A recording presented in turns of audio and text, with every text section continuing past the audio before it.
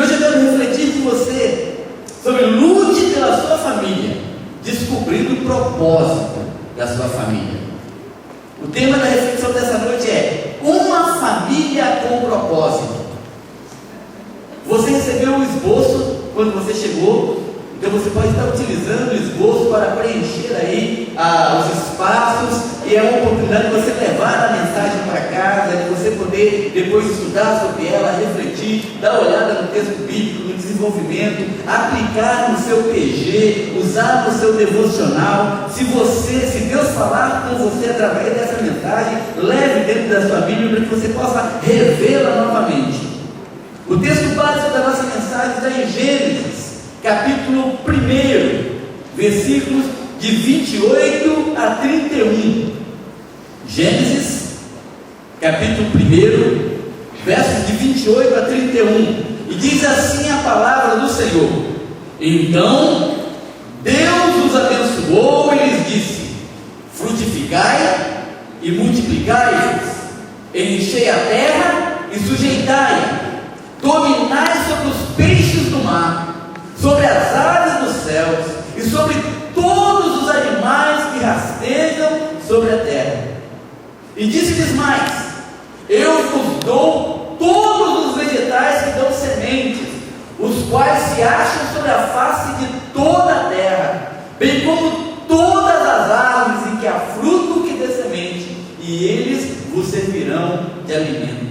E todos os animais selvagens, e todas as aves dos céus, e a todo ser vivo que rasteja sobre a terra, dou toda planta verde como alimento. E assim foi. E Deus viu tudo quanto fizera, e era muito bom. E foram-se a tarde e a manhã do sexto dia. Amém? Amém? Amém?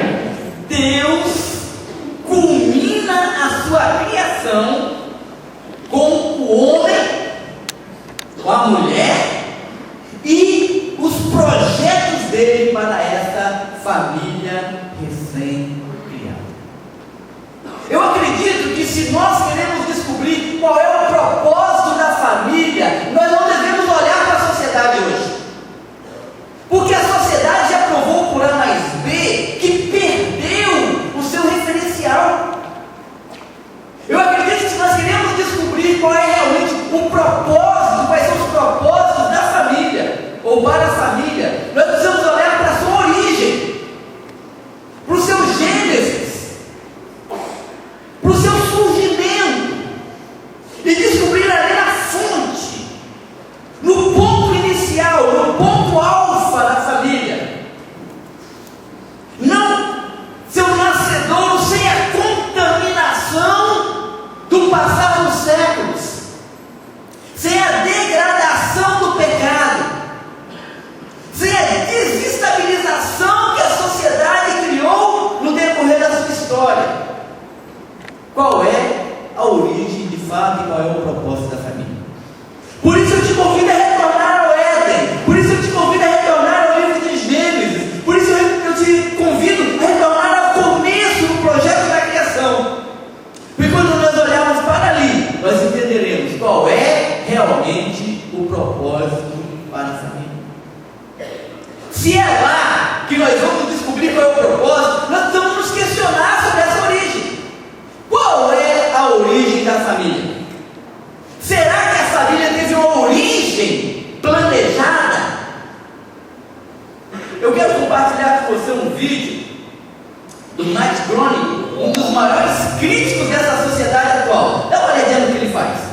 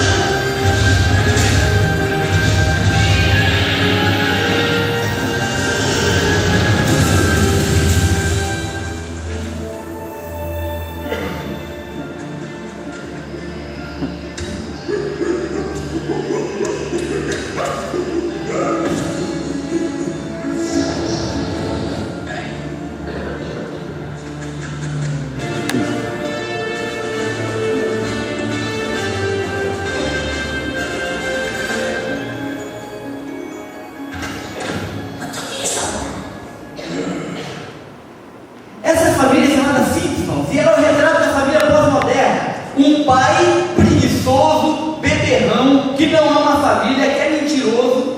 Uma mãe que é omissa, que tem os seus vícios, que não trabalha as suas questões familiares. Um filho mais velho que é um projeto de delinquente. Uma filha do meio que é cética, que não acredita em nada, que não tem fé, que questiona tudo. E uma criança pequenininha que é totalmente esquecida, que de vez em quando o pai fala assim: a nossa filha, como é que é o nome dela mesmo? Essa crítica é uma crítica, essa visão de família que nós temos hoje, que acredita que a família é fruto do acaso. Mas deixa eu te dizer uma coisa, essa visão está errada. A família não aconteceu simplesmente, pode escrever aí no seu esboço. A família não aconteceu simplesmente. Tem gente que acredita que foi uma obra do acaso, que uma junção de seres unicelulares que virou um grande caldo biológico, que formou alguns seres multicelulares, que viraram alguns peixes, que depois viraram alguns anfíbios, que viraram répteis, que viraram mamíferos, que viraram ser humano, e aí se encontraram, se acasalaram e pronto, virou família. Sem projeto, sem propósito, sem ideal. E isso não é verdade. A nossa sociedade, ela tem falhado, porque ela tem tentado descobrir família dentro apenas do contexto sociológico, dentro do contexto filosófico, e não consegue entender que isso não vai dar à família o seu sentido de propósito original que está lá no seu Criador. Sabe por quê? Porque a família foi planejada. Deus planejou a família.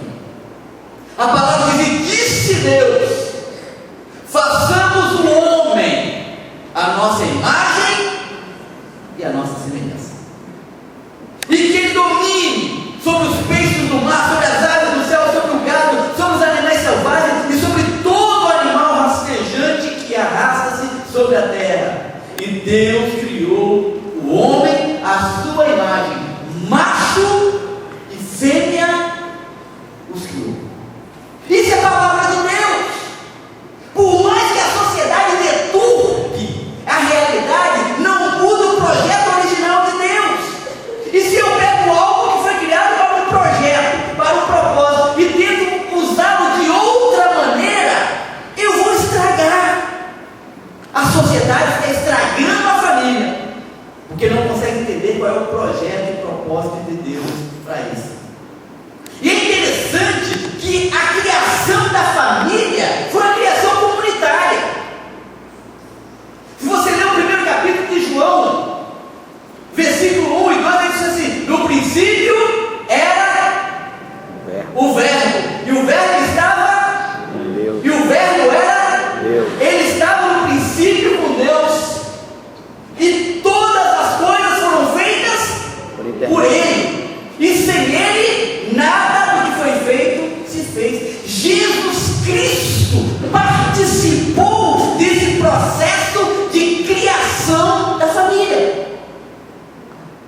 Não só isso, mas o Espírito Santo de Deus estava presente nesse processo de criação. Deus molda o homem e sopra o Espírito nas narinas do homem, tornando-o ser vivente. Gênesis no capítulo 1, versículo 1 vai dizer assim: no princípio criou Deus os céus e a terra era sem forma, e quem pairava sobre a face do abismo? O Espírito de Deus.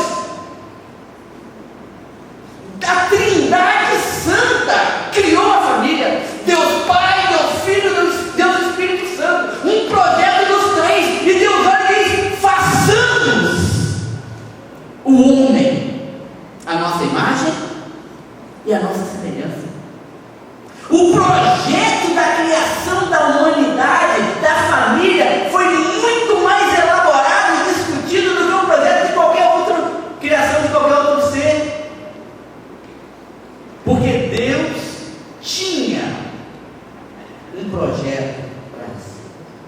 Deus planejou a sua família e a minha. Amém? Você crê nisso? Amém. Diga minha família. Minha família. Diga minha família. É um projeto de Deus. Creia nisso. Creia que a sua família é projeto de Deus, estruturado pelo Senhor, com as mesmas características que ela tem. Deus planejou, Deus projetou, Deus estruturou. E deixa eu te dizer uma coisa, querido. Um ser inteligente sabe como é o nosso Deus. Não construiria família, não planejaria família sem um propósito. Porque tudo que Deus faz tem um propósito. Tudo que Deus faz tem um objetivo. Então Deus tem um propósito para você. E qual é o propósito de Deus para você? Qual é o propósito de Deus para a sua família? Qual é o propósito de Deus para a minha família? Qual é o propósito de Deus para nossas famílias? Nós vamos descobrir os propósitos de Deus na ordem que Deus dá à família primeira. A ordem que Deus dá a Adão e Eva vai servir de referencial para que todas as demais famílias cumpram os propósitos de Deus. É o que nós chamamos de mandatos. As atividades, as tarefas que Deus deu a esse casal. O texto que nós vamos ver vai dizer que Deus nos abençoou e disse o quê? Frutificai, multiplicai e enchei. Deus deu à família um mandato social. Quando Deus cria Adão e Eva, Deus não estava pensando somente nos dois. Você crê nisso? Amém. Deus é onisciente, amém? Amém. Para Ele não tem passado, presente e futuro, certo? Então eu creio que quando Deus criou Adão e Eva, Deus já estava antevendo pela sua onisciência toda a criação humana que estaria inserida em Adão e Eva. Amém. E Ele vai dizer: vocês têm um projeto, vocês têm um mandato social, que é o mandato de povoar a terra e formar uma sociedade. Deus chama nossas famílias para que nós possamos formar uma geração de adoradores. Os filhos de Adão e Eva, sabe como que aparecem logo na primeira vez que surgem? Indo prestar adoração. Caim e Abel surgem a primeira vez na Bíblia indo prestar adoração. Quem que ensinou Caim e Abel a prestar adoração a Deus? Os pais. Nós fomos chamados para criar gerações que temam a Deus. Nós lemos Deuteronômio capítulo 6 e as palavras que eu estou te dizendo, você vai inculcar na mente dos seus filhos e falar com eles, assentado na beira do caminho, assentado na beira da sua porta, andando no caminho. Você vai colocar como testeira, vai escrever no umbral da sua porta. Ensina o caminho do Senhor. A família é o instrumento de Deus para formar na mente e no coração das pessoas o temor e a adoração ao Senhor. Esse é o projeto de Deus. Sempre foi esse. Depois o homem vai cair, vai pecar, vai fazer coisas más diante do Senhor. Deus vai destruir a humanidade. E aí Deus vai escolher o que para resgatar o seu projeto para a humanidade? Família. Uma família. E aí Deus vai chamar, então o homem vai se tornar idólatra, vai ir atrás de vários deuses e vai se afastar da presença do Senhor. E Deus vai precisar de alguém para restaurar esse projeto de aliança de comunhão. Deus vai chamar quem? Uma família. Abraão. E o que Deus disse para Abraão? Em ti serão benditas quem? Todas as famílias. Todas as famílias da terra. Amém. Querido, você é pai. Você é pai. Deus te deu autoridade espiritual para conduzir a sua casa na presença do Senhor. Amém. E se você não está conduzindo a sua casa na adoração ao Senhor, você está falhando diante de Deus o seu mandato social.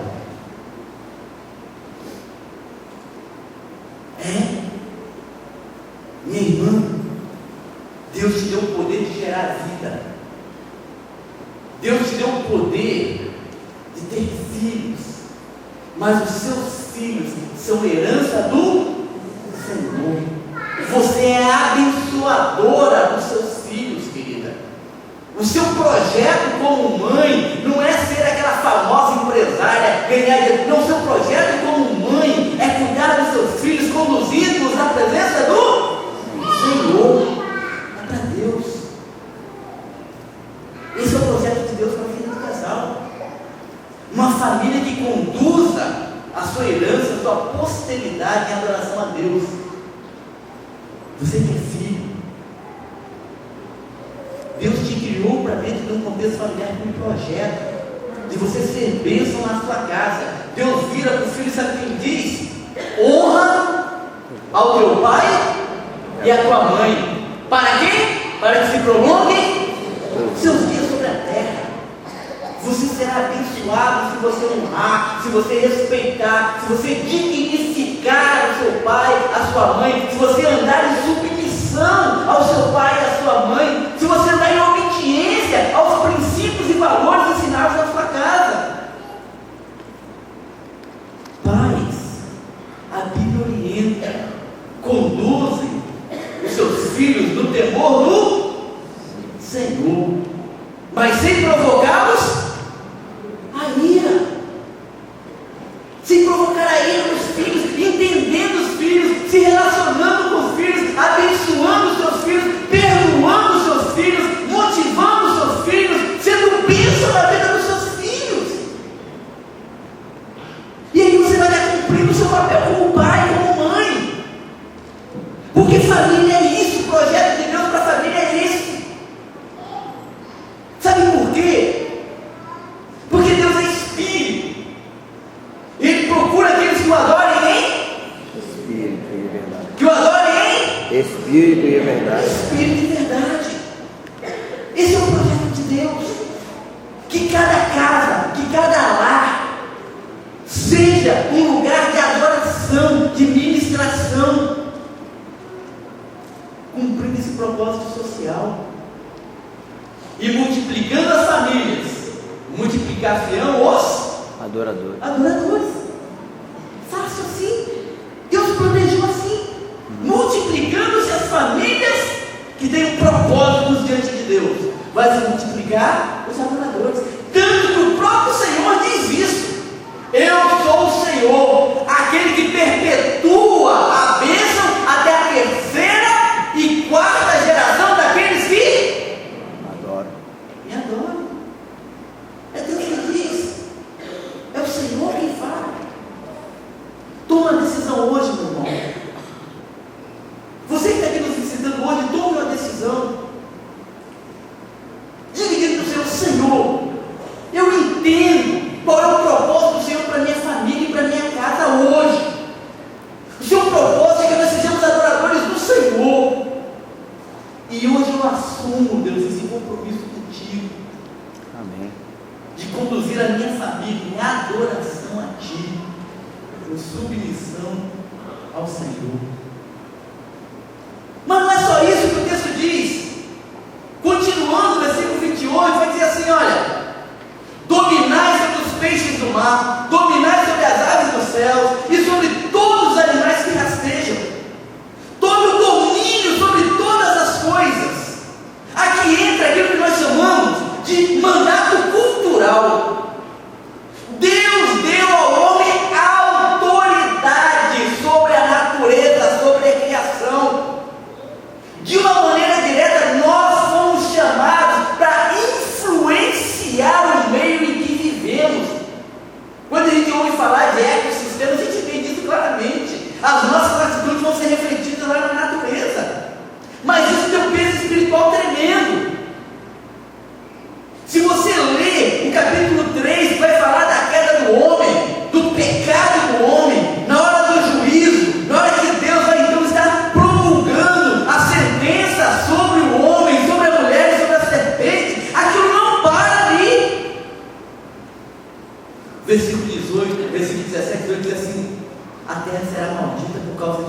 vocês.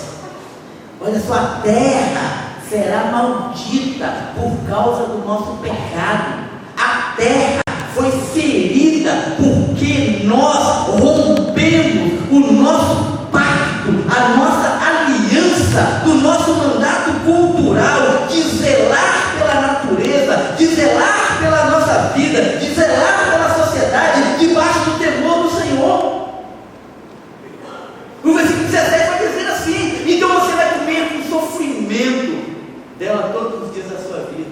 Ela vai produzir espinho, ela vai produzir erva daninha, e você vai ter que comer erva do campo.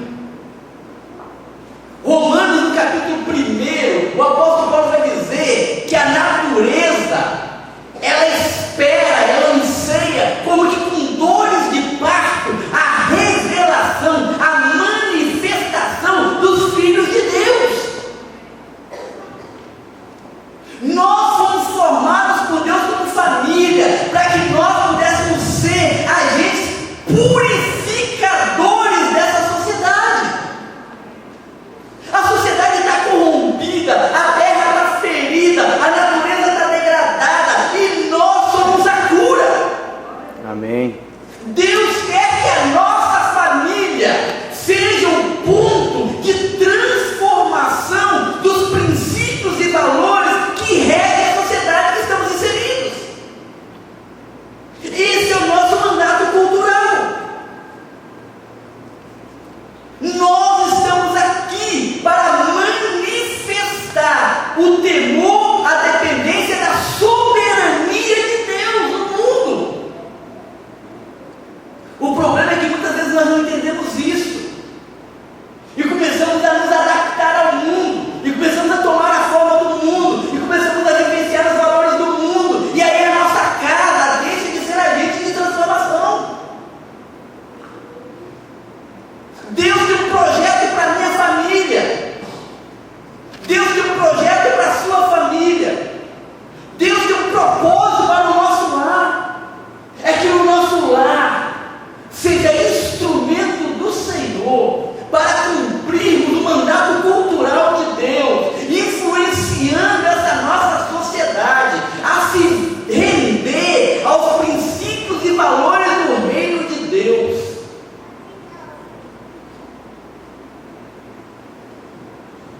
E o texto vai dizer assim: vocês vão comer de todos os vegetais, vocês vão dominar sobre os animais, vocês vão cuidar de tudo, porque vocês têm autoridade sobre isso, a autoridade de cuidar, a autoridade de zelar, a autoridade de manter. Eu acho aviltante o fato da igreja cristã contemporânea ter se esquecido do seu comprometimento com o reino de Deus, que implique mais do que a própria igreja em si, mas a sociedade onde a igreja está inserida. O nosso comprometimento com as feridas sociais do local onde estamos. O nosso comprometimento com a natureza que geme e chora. Quem era para estar levantando bandeiras para salvar o verde, para cuidar da natureza, não era para ser o Greenpeace, não. Era para sermos nós. Hoje de manhã o Daniel falou uma coisa para mim que eu fiquei pensando, deu vontade de sair deixando toda a gente da tomada. 10% da energia que a gente gasta no nosso país é de aparelhos que estão em stand-by. Sabia disso? 10%. O dado que ele me disse é que o tanto de energia que foi gasta o ano passado dava para fazer o que, Daniel? Dava para alimentar a região norte inteira. O tanto de energia que nós gastamos no ano passado em aparelhos e stand-by daria para alimentar a região norte inteira durante o ano. E nós não temos consciência disso. Nós não temos percepção disso. Não temos percepção de que a água é vida e está sendo destruída e nós estamos jogando fora. Não temos ideia disso. E quando alguém fala, você é radical demais. Isso faz parte do princípio de mordomia, de cuidar daquilo que é de Deus. E Deus criou a natureza. O Salmo 24 vai dizer que os céus manifestam Glória a Deus. a glória de Deus, e o firmamento anuncia, Obra de Deus. viu? É glória de Deus, e a gente precisa aprender a cuidar dessas coisas. Mas não é só isso não, queridos. Existe um terceiro mandato que Deus deixou muito claro para essa família inicial, que também se aplica a nós. Capítulo 2, versículos de 15 a 17 no livro de Gênesis. Diz assim: e o Senhor Deus tomou o homem e o colocou no jardim do Éden para que o homem cultivasse e guardasse. Então o Senhor ordenou ao homem: podes comer livremente de qualquer árvore do jardim, mas não comerás da árvore do conhecimento do bem e do mal, porque no dia em que dela comeres, certamente morrerás. Deus também deu ao homem um mandato espiritual. Deus deu ao homem a responsabilidade de andar com fidelidade diante dele. Deus deu ao homem a responsabilidade de andar em obediência à vontade do Senhor. Ele disse: vocês estão proibidos de comer desse fruto. O dia que vocês comerem, vocês vão morrer. Porque o problema não estava na árvore, o problema não estava no fruto. Já vi tanta gente questionando: que fruto é esse? É maçã? É jabuticaba? É jaca? O fruto não interessa, não é a fruta, não é a árvore. O que importa no texto é a ordem. E a ordem vem de quem? De Deus. E se Deus mandou, Obedece. está mandado. Se Deus mandou, está mandado. Não se questiona, é Deus quem disse. Existem mandamentos direcionados por Deus para a vida de cada um de nós, e nós sabemos disso, conhecemos isso. Eu costumo dizer que o grande problema do pecado não é saber ou não se é pecado, porque a gente sabe que é. Saber ou não é o problema. O problema é obedecer. Porque quando o homem resolve não obedecer ao Senhor, ele abre espaço para o pecado na sua vida. Nós somos desafiados, queridos, a conduzirmos a nossa casa em obediência ao Senhor, em temor ao Senhor, cumprindo a vontade do Senhor. E a partir do momento que a gente desobedece ao Senhor, nós quebramos a nossa aliança com Deus. Nós quebramos o nosso pacto com o Senhor e nos colocamos debaixo das mãos de Deus. E Ele pesa a mão sobre nós, porque Deus não suporta o Abacuque foi dizer: tu, Senhor, é tão puro de olhos que não podes contemplar a iniquidade. Querido, através da sua família, Deus quer transformar espiritualmente a humanidade, porque a humanidade está longe de Deus, a humanidade está corrompida, cada um caminha pelo seu próprio caminho, como ovelhas longe do pastor. Deus está nos chamando como família diante dele, para restaurar o propósito de aliança de Deus com a humanidade, o propósito de restauração, o projeto de reconciliação. Ele, diz o apóstolo Paulo, deu a mim e a você o ministério de reconciliação, como se Deus por nós dissesse: reconciliai-vos já com o Senhor. Esse é o nosso desafio, de que a nossa família ande em submissão a Deus, que a nossa família cumpra o mandato espiritual, que a nossa família ande em submissão ao Pai, para que aquele que está perdido lá fora olhe para nós e consiga ver em nós o testemunho vivo de um Deus vivo, para aquele que está andando em trevas possa olhar onde está raiando a luz e possa buscar essa luz, para que através da nossa vida e do nosso testemunho seja impactada essa sociedade perversa e corrompida. Através da sua família, Deus quer transformar espiritualmente a humanidade, levando a humanidade a reconhecê-lo e amá-lo como Senhor e Salvador. Deixa eu te fazer uma afirmação contundente. O instrumento que Deus quer usar para salvar vidas não é a igreja, são as famílias. Amém. São as famílias.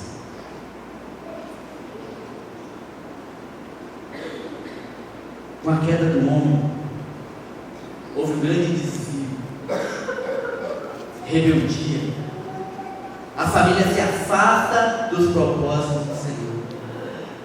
Por isso, hoje, nós conseguimos ver a degradação familiar de maneira muito clara.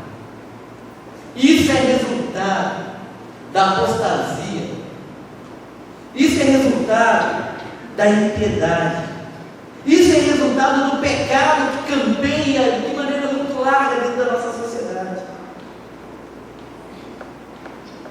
E somente existe uma solução para que a família possa ser restaurada. Só existe uma solução para que a família possa retornar aos seus propósitos iniciais. E esse caminho é a redenção de Cristo Jesus. Somente com a redenção de Cristo Jesus nós somos novamente convidados por Deus para restaurarmos esses mandatos e os cumprirmos. Quando a minha família for colocada diante do altar de Jesus e nós tivermos Jesus Cristo como Senhor e Salvador de fato e vivermos isso na prática, nós estaremos cumprindo todos esses requisitos e projetos de Deus. Teremos cumprido o mandato social, porque estaremos formando adoradores no nosso contexto. Teremos cumprido o mandato cultural, porque estaremos influenciando positivamente a sociedade e o ambiente que vivemos. Estaremos cumprindo o mandato espiritual, porque estaremos andando em reconciliação com Deus, firmados na aliança com o Pai, pela graça e misericórdia do Senhor Jesus. O nosso desafio não é transformar a sociedade. O nosso desafio é reconhecer Jesus como Senhor e Salvador de nossas vidas e retornarmos à aliança com o Senhor. Mas não é somente isso, mas é através disso sermos instrumentos de restauração social, cultural e espiritual.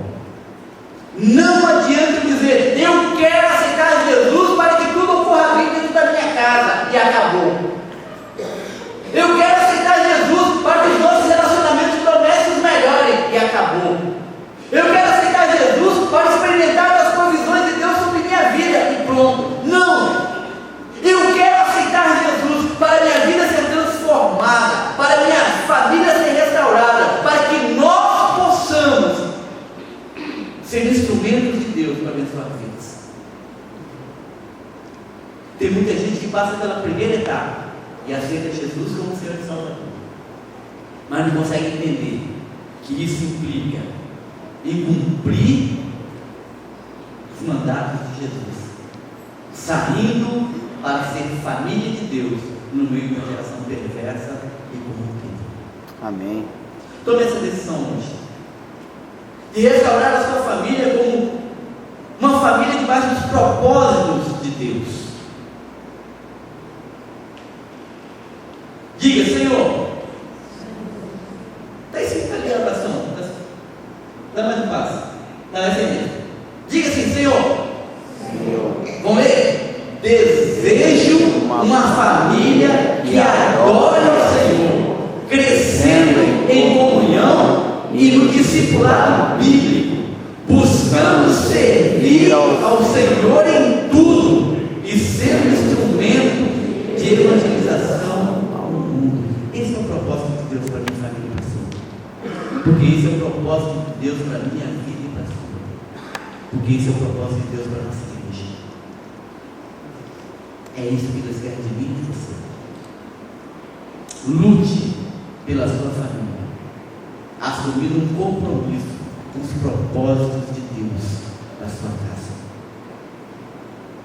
que a sua família seja a família que adore ao Senhor, que cresça em comunhão,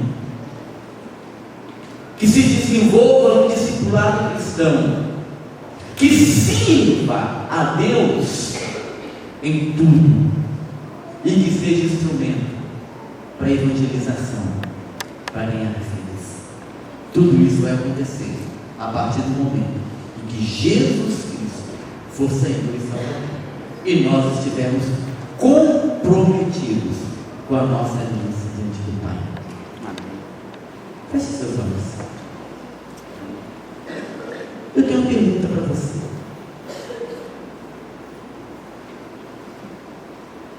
Esse é o desejo do seu coração? Amém. Deus criou a família com esse projeto, com esse propósito. E cada um de nós temos um papel fundamental para conduzir a família dentro desse objetivo. E tudo que nós precisamos fazer é entender o querer do Senhor e nos submeter ao querer do Senhor. Tudo começa com o senhorio de Jesus sobre nossas vidas. Por isso nós estamos entregando nossa vida ao Senhor. Por isso que todo projeto de restauração de Deus começa com João 3,16. Porque Deus amou o mundo de tal maneira que deu seu Filho unigênito para que todo aquele que nele crê não pereça, mas tenha vida eterna. Amém. Porque dele, por ele e para ele são todas as coisas. Se você ainda não tem Jesus como Senhor e Salvador da sua casa, tudo que você ouviu aqui não passa de consolo.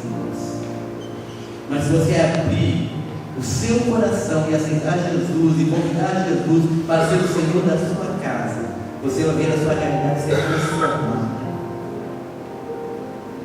Não é à toa que Paulo diz ao carcereiro lá em Filipos: creia no Senhor Jesus e será salvo você e a sua casa. Por isso eu quero te convidar nessa noite. Se você quer assumir esse compromisso, esse pacto com o Senhor Jesus, de ter a sua casa transformada, eu gostaria de orar por você e consagrar a sua casa nas mãos do Senhor. Levanta a sua mão se você deseja isso, em nome de Jesus. Amém. Aleluia. Amém. Deus te abençoe. Amém. Deus abençoe você. Você pode sair do seu lugar e vir aqui em frente? Eu quero orar com você. Você pode ser membro da igreja também, dizer: Senhor, eu quero minha casa assim. Eu desejo isso. Eu tenho aqui. Isso pode vir, eu quero orar com você. Consagrar minha família e a sua família no altar do Senhor. Pode dizer: Senhor, eu quero que se cumpra essa palavra em mim. Eu quero que o seu projeto seja verdadeiro na minha vida. Eu quero viver os propósitos do Senhor na minha casa. Eu quero que o meu lar seja entregue nas mãos do Senhor. Eu me submeto, Senhor, eu me entrego, Senhor, eu quero ser instrumento para isso.